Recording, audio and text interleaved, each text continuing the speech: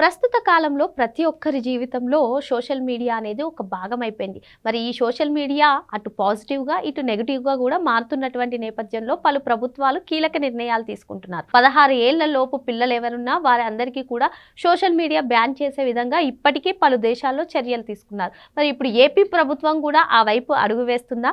మరి దావోస్‌లో నారా లోకేష్ గారు చేసినటువంటి ఈ కామెంట్స్‌ని ఏ విధంగా చూడాలి తెలుసుకునే ప్రయత్నం చేద్దాం. దీన్ని విశ్లేషించడానికి మనతో పాటుగా ఉన్నారు senior journalist doctor Vadlamani Kanakadurga గారు. నమస్తే మేడం. ఇప్పటికే చాలా దేశాల్లో 16 ఏళ్ల వయసు కన్నా తక్కువ ఉన్నటువంటి వాళ్ళందరికీ కూడా సోషల్ మీడియాని బ్యాన్ చేస్తున్నారు మేడం. ఎందుకంటే సోషల్ మీడియా ప్రతి ఒక్కరి జీవితంలో ఎంత భాగం అయిపోయిందో మనం చూస్తూనే ఉన్నాం. ఇప్పుడు మరి ఏపీ ప్రభుత్వం కూడా ఆ వైపు అడుగులు వేస్తుందా? నారా లోకేష్ గారు నిన్న దావోస్లో చేసినటువంటి అనౌన్స్మెంట్ని ఏ విధంగా చూడాలంటారు? ఇది ఒక కీలక పరిణామంగా మనం చెప్పుకోవచ్చు అంటారా? చాలా ఖచ్చితంగానండి. నిజంగా ఆ రకంగా ఆంధ్రప్రదేశ్ కనుక చర్యలు తీసుకుంటే తెలంగాణ కూడా దీని మీద దృష్టి పెట్టాలి. ఇప్పుడు అంటే తప్పుగా కాదు. ఇప్పుడు 16 ఏళ్ల లోపు వాళ్ళ ఆలోచన విధానం ఇంకా మెచ్యూరిటీ ఉండదు వాళ్ళకి. సాధారణంగా ఎక్కడో కొద్దిమంది వాళ్ళ పరిపక్వత రావచ్చు, కానీ ఎలా ఉంటుందంటే ఇప్పుడు అందులో ఎస్పెషల్లీ మనం ఉన్న ఆధునిక యుగంలో మనకి ఏమవుతోంది, మనం తినే తిండి లేకపోతే మనం పీల్చే గాలి అన్నీ కాలుష్యమే కదా. ఇప్పుడు తిండి కూడా కల్తీ ఉంటుంది. దానివల్ల తొందరగా పిల్లల్లో ఎదుగుదల వచ్చేస్తుంది. అంటే శారీరక మార్పులు నేను చెప్పి దాన్ని తట్టుకోవడం కష్టంగా ఉంది పిల్లలకి. దానికి తోడు అగ్నికి ఆజ్యం తోడైనట్టుగా ఈ సోషల్ మీడియా ఉంటే మీకు ఎందుకు క్రైమ్ రేట్ పెరుగుతుంది? అందుకే పెరుగుతుంది. ఇప్పుడు స్వేచ్ఛ వేరు, నాకు స్వేచ్ఛ కావాలి, నాకు స్వేచ్ఛ ఉంది అని నేనంటాను, నా పిల్లలు అంటారు. సో ఈ స్వేచ్ఛకి ఎక్కడ అడ్డుకట్ట వేయాలి? ఏది స్వేచ్ఛ?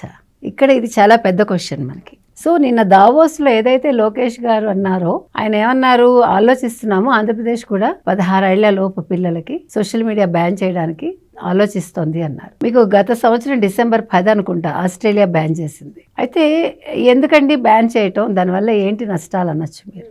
ఏమవుతుందంటే తల్లిదండ్రులు ఇద్దరు కూడా ఉద్యోగస్తులు అవుతున్నారు ఎక్కువ శాతం. మీరు కనుక గమనిస్తే ఇప్పుడు ఏమండి వాళ్ళందరూ చదువుకున్న వాళ్ళు, చదువుకుని ఉద్యోగం చేస్తున్న వాళ్ళు, వాళ్ళ పిల్లలు చాలా అంటే తప్పుదారిలో వెళ్ళరేమో అని అనొచ్చు. ఇక్కడ తప్పుదారిలో వెళ్ళటానికి కూలీ పనులు చేసిన పిల్లలైనా ఒకటే, చదువుకున్న వాళ్ళ పిల్లలైనా ఒకటే, ఇక్కడేం తేడా ఉండదు. కాకపోతే ఫోన్ అనేది ఈరోజు అందరికీ కూడా ఒక పరికరం. అది ఎంత చెడ్డగా ఉందంటే అది మనల్ని నియంత్రిస్తోంది, మన సమయాన్ని నియంత్రిస్తుంది, మన ఆలోచనలు నియంత్రిస్తోంది, మనలో ఒక చెడుని ప్రేరేపిస్తోంది ఎక్కువ శాతం. అందుకని అలాంటి వాటిని కొంతకాలం దూరంగా పెడితే, అంటే మనం ఆల్రెడీ ఈ శారీరక మార్పులతో బాధపడుతూ ఉంటారు పిల్లలు. ఈ రోజుల్లో అమ్మాయిలు కూడా చాలా తొందరగా అంటే శారీరక మార్పులకు గురవుతున్నారు. అది తినే తిండి వీటన్నింటి వల్ల. కాబట్టి అంటే కనీసం ఈ క్రైమ్ రేట్ తగ్గుతుంది. తర్వాత తల్లిదండ్రులు కూడా కొంచెం ఊపిరి పీల్చుకుంటారు. 100% అని కాదు, కాకపోతే చెడు వైపు వెళ్ళడానికి కొంచెం ఆలోచిస్తారు. కాబట్టి ఒక పక్క ఈ గంజాయి ఇవన్నీ వాళ్ళకి ఎన్ని రకాలండి. కాకపోతే మారుతున్నటువంటి ఈ కాలంలో అంటే డిజిటల్ యుగంలో పిల్లల చదువులకు సంబంధించి అయినా ఏదైనా సరే సోషల్ మీడియానే ఒక పెద్ద అదే ప్లాట్ఫామ్గా మారుతున్నటువంటి నేపథ్యంలో ఇప్పుడు ఈ డెసిషన్ తీసుకుంటే ఎలా ఉంటుందంటారు? దానికి తగ్గట్టు అలవాటు పడతారండి. ఇప్పుడు మా జనరేషన్కి మీకు చాలా తేడా ఉంది. ఇప్పుడు మేము ఒక ఆర్టికల్ రాయాలంటే నేను చాలా లైబ్రరీస్ తిరిగేదాన్ని, నేను పెద్దవాళ్ళని కలుసుకునేదాన్ని, దానివల్ల నాకు చాలా జ్ఞానం వచ్చేది. ఇప్పుడు మీరేం చేస్తున్నారు, గూగుల్ మీద ఆధారపడుతున్నారు. నాట్ ఓన్లీ యూ, మేము కూడా. దానివల్ల ఏమవుతుంది, గూగుల్ 100% కరెక్ట్ ఉండదు. ఇప్పుడు మీరు ఆ పరిశోధన చేసి రాయడానికిను అక్కడ ఉన్నదాన్ని మీరు మార్చి రాయడానికి తేడా ఉంటుందిగా. అందుకని విధానం మార్చండి, విద్యా ప్రక్రియలో మార్పులు తీసుకురండి.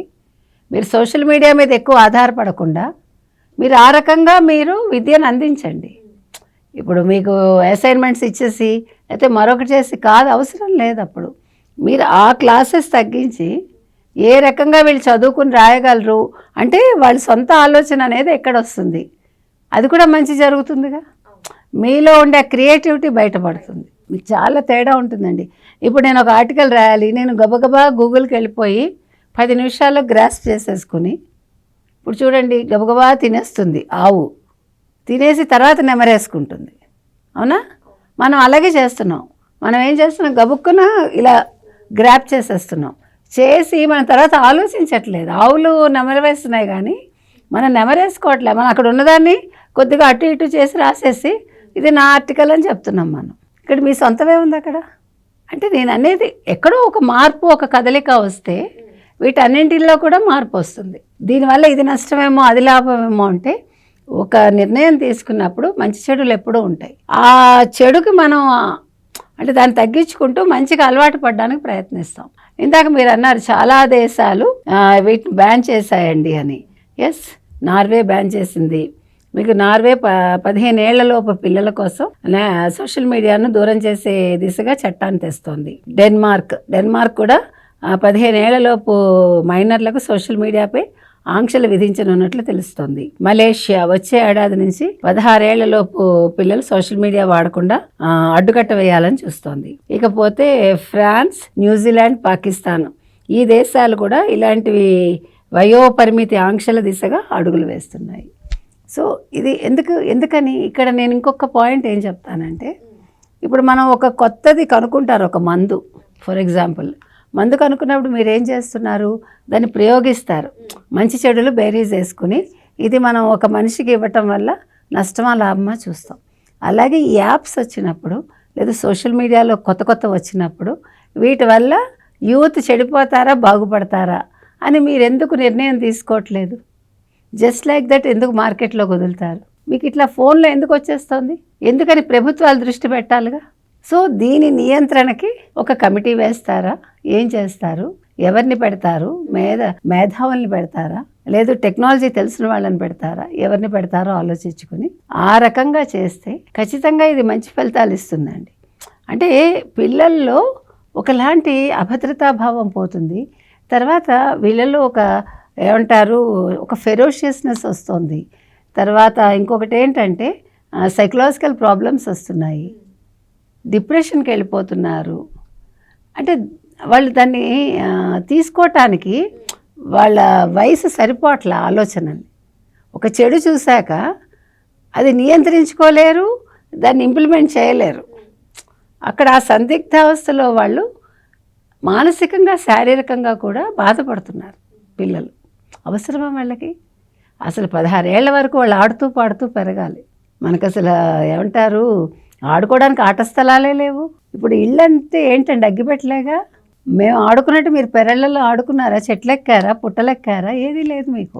మేము అన్నీ చేసాం, మేము ఆడ మగ తేడా లేకుండా.